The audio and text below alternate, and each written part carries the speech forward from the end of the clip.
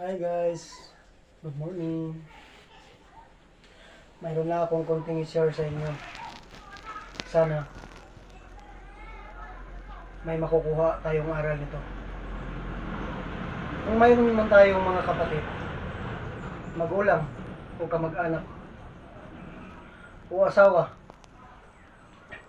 na sa tingin natin ay bumagsak na at nawala na ng pag-asa, huwag natin silang husgahan.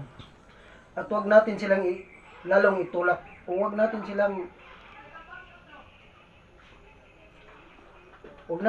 pag-isipan ng hindi maganda, kundi dapat tutulungan natin sila.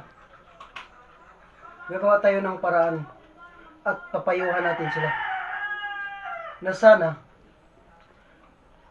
babangon ka